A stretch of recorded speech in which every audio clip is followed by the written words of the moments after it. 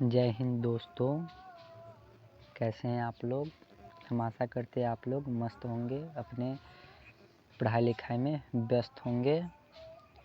हम आपके बीच साइंस के कुछ महत्वपूर्ण प्रश्न के बारे में चर्चा करेंगे जो कि एग्ज़ाम में ज़्यादातर क्वेश्चन पूछे जाते हैं। ये क्वेश्चन किसी न किसी साल में एग्ज़ाम में पूछे गए हैं। इस साल आने की संभावना है कि ये प्रश्न आ सकते हैं। आपको इसको ध्यान से देखना है और इसका जवाब कमेंट में करना है। हम देखेंगे कि आप लोगों ने कितने प्रश्न सही किए हैं और आप खुद भी हमें कमेंट में बताएंगे कि आप लोगों ने 20 प्रश्न में से कितने प्रश्नों का सही जवाब दे पा रहे हैं, आपकी तैयारी कैसी है। एक तरह से आप इसको टेस्ट के तौर पर आप दे सकते हैं। तो चलिए शुरू करते हैं। हाँ, और आपको यह बता दें कि यह आपका चैप्टर वाइज रिवीजन होगा। ये चैप्टर वाइज जो कि हम आज आपके लिए प्रश्न लाए हैं, ये है प्रकाश के परावर्तन और अपवर्तन से संबंधित क्वेश्चन है। तो ये आप इसका जवाब दे सकते हैं, हम आशा करते हैं। आज का पहला प्रश्न है, एक उत्तल लेंस की क्षमता एक डायोप्टर है तो उस लेंस की फोकस दूरी बताना है। देखिए यहाँ पर लेंस की क्षमता दिया गया है। क्षमता जो होता है, क्षमता का लेंस की क्षमता का जो मात्रक होता है डायोप्टर होता है। डायोप्टर को 1/m यानी कि मीटर इन्वर्स बोलते हैं, इसी को डायोप्टर बोलते हैं। इसी को क्या बोलते हैं, डायोप्टर। और यहाँ पर लेंस जो दिया गया उत्तल लेंस है और इसकी फोकस दूरी हमको बताना है। एक डायोप्टर, क्या इसका क्षमता एक डायोप्टर है तो इस लेंस की फोकस दूरी क्या होगी, आप बता सकते हैं हमें कमेंट में। इस लेंस की फोकस दूरी जो होगी हमारे ख्याल से 100 सेंटीमीटर होने चाहिए। आपको इसको निकालने आना चाहिए। P = 1/f करके भी इसको आप निकाल सकते हैं। चलिए हम अगला नेक्स्ट प्रश्न की ओर बढ़ते हैं। आपका अगला प्रश्न है, प्रकाश के अपवर्तन के कितने नियम हैं। ये बेहद आसान प्रश्न है, आप इसका जवाब दे सकते हैं। इसमें ज़्यादा टाइम आपको नहीं देंगे हम। प्रकाश के अपवर्तन के मुख्यतः 2 नियम होते हैं जो कि आपको पता होना चाहिए। 2 नियम होते हैं। हम नेक्स्ट प्रश्न की ओर बढ़ते हैं। जल्दी जल्दी आप लोग जवाब दीजिएगा और आप हमें कमेंट में बताइएगा कि आपने कितने प्रश्नों को सॉल्व किए। आपका अगला प्रश्न है, प्रकाश के परावर्तन के कितने नियम होते हैं। ये भी आसान प्रश्न है, आपको पता होना चाहिए। प्रकाश के परावर्तन के मुख्यतः 2 नियम होते हैं। चलिए हम नेक्स्ट प्रश्न की ओर बढ़ते हैं। ये क्वेश्चन इम्पोर्टेंट भी और आसान भी है। अगर अच्छा से मन से क्लास किया होगा तो आपको यह पता होगा कि गोलीय दर्पण के फोकसांतर एवं वक्रता त्रिज्या के बीच में आपको संबंध बताना है। यानी कि आपको F और R के बीच में रिलेशन बताना है। आप जानते हैं किसी भी दर्पण यानी गोलीय दर्पण जो होता है, मान लेते हैं ये उत्तल दर्पण के लिए हम आपको समझा रहे हैं।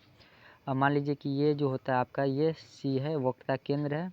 ये मान लेते हैं कि ये F है और यहाँ पे आपका ध्रुव होता है P पॉइंट पे।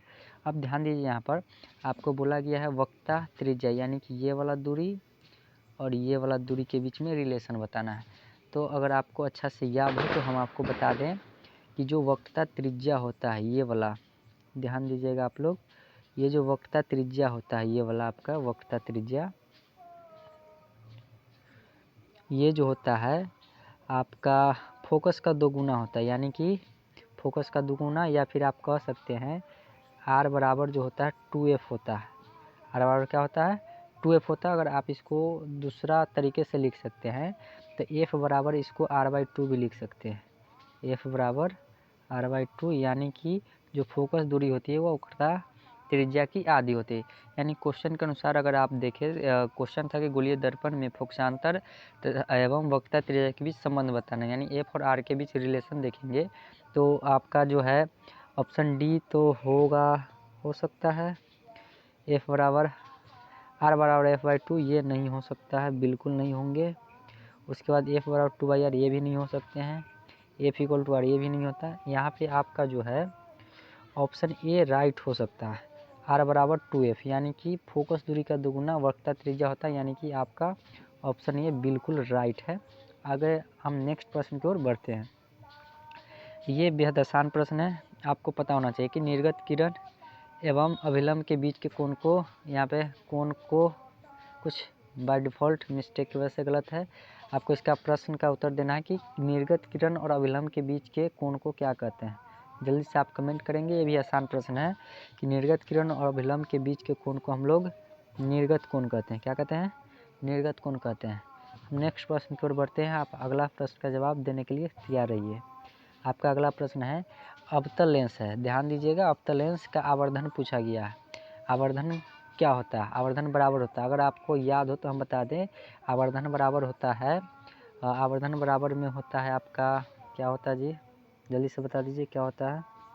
आवर्धन जो होता है एम होता है वो आपके प्रतिबिंब की ऊंचाई, प्रतिबिंब की दूरी, प्रतिबिंब की ऊंचाई बटा में वस्तु की ऊंचाई, क्या होता है? वस्तु की ऊंचाई। यानी कि एम बराबर जो होता है आपका v/u, ये आपके ऑप्शन नंबर डी में है शायद।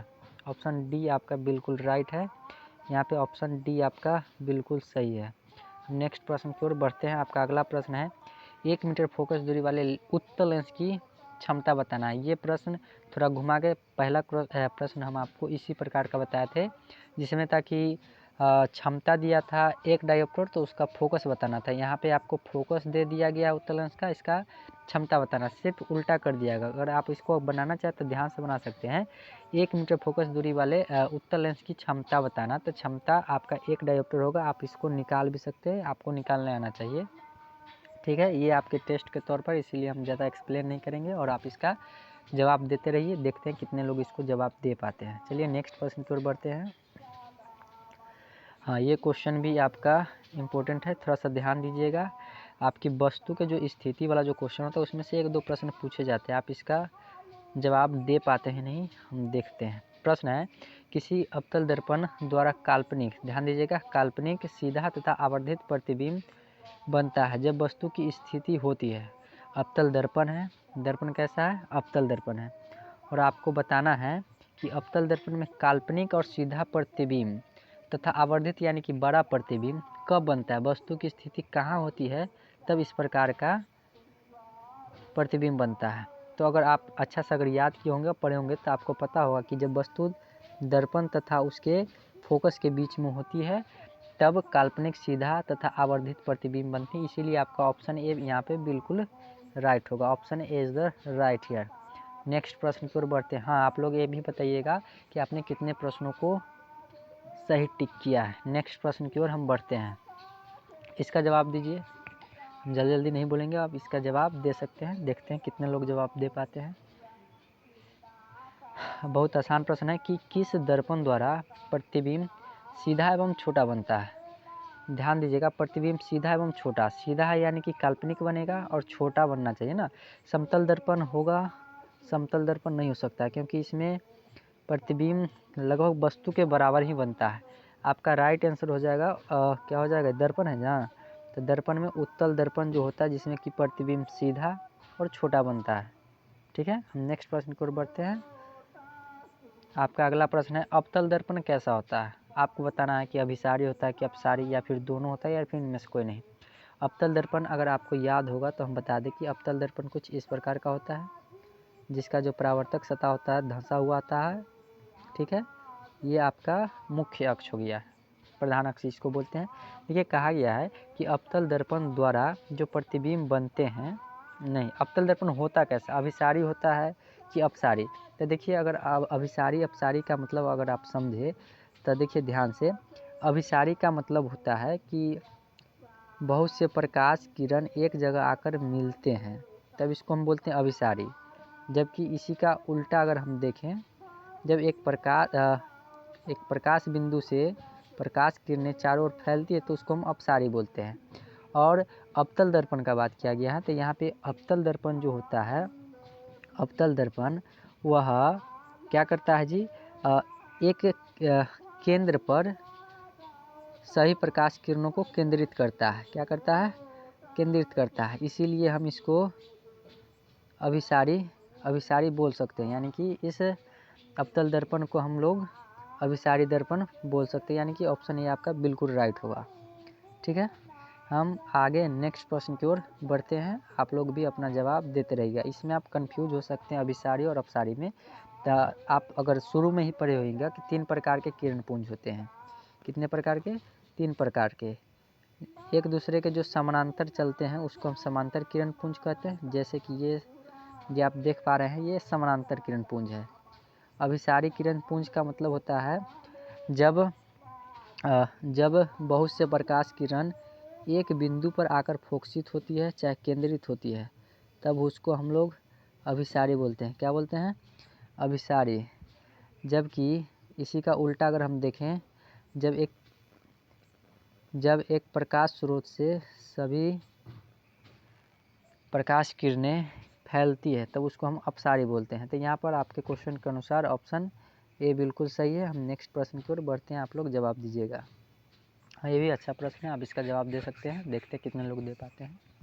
क्वेश्चन, उत्तल दर्पण से बना प्रतिबिंब कैसा होता है, आपको बताना है। उत्तल दर्पण से जो प्रतिबिंब बनता है वो किस प्रकार का होता है? काल्पनिक छोटा होता है या फिर काल्पनिक आवर्धित होता है या फिर काल्पनिक वास्तविक छोटा होता है या वास्तविक आवर्धित होता है? जवाब दीजिए इसका। बहुत आसान प्रश्न है ये। इसका राइट आंसर हो जाएगा ऑप्शन ए, काल्पनिक एवं छोटा होता है। कैसा होता है? काल्पनिक एवं छोटा। ठीक है, नेक्स्ट प्रश्न की ओर बढ़ते हैं। आपका अगला प्रश्न है, निम्न से किस दर्पण द्वारा किसी वस्तु का वास्तविक प्रतिबिंब प्राप्त किया जा सकता है? वास्तविक का बात किया गया है। वास्तविक का उत्तल दर्पण से नहीं कर सकते हैं, समतल दर्पण से भी नहीं कर सकते हैं।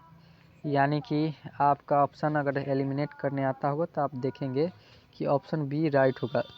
और आप जानते भी हैं कि अवतल दर्पण द्वारा वास्तविक प्रतिबिंब बनता है, इसीलिए आपका ऑप्शन बी यहाँ पे सही होगा। नेक्स्ट प्रश्न की ओर बढ़ते हैं। आपका अगला प्रश्न है, निम्नलिखित में किसमें बड़ा वास्तविक प्रतिबिंब बनता है? बड़ा भी और वास्तविक बनना चाहिए। वास्तविक अगर आप देखें तो समतल में नहीं होता है, उत्तल में नहीं होता है। अब देखिए यहाँ पे पूछा गया है बड़ा प्रतिबिंब ना, तो आपका हो जाएगा अवतल दर्पण। क्या हो जाएगा? क्योंकि अवतल दर्पण में क्या बनते हैं जी? वास्तविक प्रतिबिंब और बड़ा भी बनता है, यानी कि ऑप्शन बी यहाँ पे आपका सही होगा। चलिए इस क्वेश्चन का जवाब दीजिए। समतल दर्पण के कुछ विशेषता के बारे में अगर आप जानते होइएगा तो आप बता सकते हैं कि समतल दर्पण द्वारा बना प्रतिबिंब हमेशा किस प्रकार का होता है? समतल दर्पण द्वारा बना प्रतिबिंब हमेशा किस प्रकार का होता है? आपको इसका जवाब देना है। जल्दी से कमेंट में हमें बताएं किस प्रकार का होता है। जल्दी से बताइए आप लोगों ने किस प्रकार की तैयारी की है। देखते हैं आप लोग कितने लोग इसका सही जवाब दे पाते हैं। समतल दर्पण द्वारा बने प्रतिबिंब की कुछ विशेषताएं आपको याद रहनी चाहिए। क्या रहनी चाहिए? याद रहनी चाहिए। हाँ, तो हम बताते हैं इसका जवाब कि समतल दर्पण द्वारा बना प्रतिबिंब हमेशा कैसा होता है? वो हमेशा काल्पनिक यानी कि आभासी होता है। कैसा होता है? आभासी होता है। और आभासी प्रतिबिंब हमेशा सीधा होता है और दर्पण के पीछे बनता है, आपको यह पता रहना चाहिए। और समतल दर्पण द्वारा जब प्रतिबिंब बनता है वह पार्श्व रूप से उल्टा होता है। पार्श्व रूप से उल्टा यानी लेफ्ट राइट में चेंजिंग देखने को मिलता है। ठीक है, नेक्स्ट प्रश्न की ओर हम लोग बढ़ते हैं। एक क्वेश्चन हम पूछ रहे हैं, आप इसका जवाब देते हैं कि नहीं हम देख रहे हैं। अगर समतल दर्पण द्वारा बना प्रतिबिंब कितनी दूरी पर बनता है, ये आपको जवाब कमेंट में बताना है। तब तक हम नेक्स्ट प्रश्न की ओर बढ़ते हैं। क्वेश्चन है, किसी वस्तु का यहाँ पे आवर्धित होना चाहिए था, वर्धित लिखा गया है। किसी वस्तु का आवर्धित प्रतिबिंब बनता है, कौन से दर्पण द्वारा बन सकता है? कौन से दर्पण द्वारा बड़ा प्रतिबिंब बन सकता है, वस्तु से भी बड़ा? तो आपका ऑप्शन ए होगा, यानी अवतल दर्पण से हम लोग बहुत बड़ा प्रतिबिंब बना सकते हैं। और आपको एक क्वेश्चन का और जवाब देना है कि अवतल दर्पण में वस्तु की स्थिति कहाँ पर होगी तब प्रतिबिंब अनंत पर बनता है। इसका भी आपको जवाब देना है। इससे पहला प्रश्न था कि समतल दर्पण में, हम ऐसे ही पूछे थे कि समतल दर्पण में क्या पूछे थे जी? हाँ, वस्तु का प्रतिबिंब कितने दूरी पर बनता है? तो समतल दर्पण से वस्तु जितनी दूर पर होती है प्रतिबिंब भी उतना ही दूरी पर बनता है समतल दर्पण से। ठीक है ना? अभी जो प्रश्न पूछे उसका जवाब आप लोग कमेंट में कीजिएगा ध्यान से। हाँ, अगला प्रश्न है, आसान है। काल्पनिक प्रतिबिंब हमेशा कैसा होता है? ये तो आप चुटकियों में बता सकते हैं कि काल्पनिक प्रतिबिंब हमेशा ही सीधा होता है। कैसा होता है? सीधा होता है। चलिए नेक्स्ट प्रश्न की ओर हम लोग बढ़ते हैं। क्वेश्चन है, किस दर्पण में हमेशा आभासी और छोटा प्रतिबिंब बनता है? हमेशा का बात किया गया कि छोटा बनता है और आभासी बनता है। तो आपका हो जाएगा राइट आंसर ऑप्शन बी हो जाएगा। क्या हो जाएगा जी? ऑप्शन बी बिल्कुल सही है। उत्तल दर्पण में हमेशा क्या होता है जी? आभासी और छोटा प्रतिबिंब बनता है। ठीक है, ठीक है, ठीक है, ठीक है। नेक्स्ट प्रश्न की ओर बढ़ते हैं हम लोग। नेक्स्ट प्रश्न है आपका गोलीय दर्पण के ध्रुव और फोकस के बीच की दूरी को क्या कहते हैं? गोलीय दर्पण के ध्रुव का बात किया गया है और फोकस के बीच की दूरी को हम लोग क्या कहते हैं? फोकसांतर होना चाहिए, रोकसांतर लिखा गया, कोई बात नहीं, यहाँ पे आप लोग फोकसांतर कर लीजिएगा कि गोलीय दर्पण के ध्रुव और फोकस के बीच की दूरी को हम लोग फोकसांतर कहते हैं या फिर फोकस भी बोलते हैं। ठीक है, आगे हम बढ़ते हैं नेक्स्ट प्रश्न की ओर। आप लोग जवाब दीजिएगा, देखते हैं कितने लोग जवाब दे पाते हैं। चलिए नेक्स्ट प्रश्न है ये आप लोग अगर दर्पण के उपयोग के बारे में पढ़े होइएगा तो आपको पता होगा कि हजामती में किस प्रकार के दर्पण का प्रयोग किया जाता है या फिर दंत चिकित्सक में लोग किस प्रकार के दर्पण का प्रयोग करते हैं। आपको इसका जवाब कमेंट करना है, देखते कितने लोग कर पाते हैं। चलिए इसका राइट आंसर हो जाएगा, क्या हो जाएगा जी? ऑप्शन बी हो जाएगा। अवतल दर्पण का उपयोग हजामत में किया जाता है। आप लोग बाल कटवाने गए होंगे, दाढ़ी बढ़वाने गए होंगे, तब आप लोग वहाँ पे देखे होंगे अवतल दर्पण का प्रयोग किया जाता है या फिर दंत चिकित्सक में भी अवतल दर्पण का प्रयोग किया जाता है। हम आपसे एक प्रश्न और पूछना चाहते हैं कि उत्तल दर्पण का उपयोग किस चीज़ में किया जाता है? अगर आपको इसका एक दो उपयोग पता हो तो आपको यह 2 नंबर वाले प्रश्न में आपको पूछा जा सकता है संभवतः। बताइए क्या होता है? उत्तल दर्पण का उपयोग क्या होता है जी? साइड मिरर के रूप में होता है, साइड मिरर के रूप में होता है, स्ट्रीट लाइट के रूप में भी होता है। ठीक है, ठीक है, ठीक है, ठीक है। तो इसका राइट आंसर हो गया हजामत बनाने के लिए प्रयोग किया जाता है कौन सा दर्पण? उत्तल दर्पण। ठीक है, चलिए चलिए चलिए। हाँ, आप लोग से एक रिक्वेस्ट है कि अगर आपको यह वीडियो यूज़फुल लगा होगा तो प्लीज़ हमारे सपोर्ट के लिए आप लोग क्या कीजिएगा, इस चैनल को सब्सक्राइब करके हमको सपोर्ट कीजिए। ठीक है, हम आशा करते हैं कि यह वीडियो आपको अच्छा लगा होगा। अगर अच्छा नहीं लगा होगा तो बताइएगा क्या समस्या है।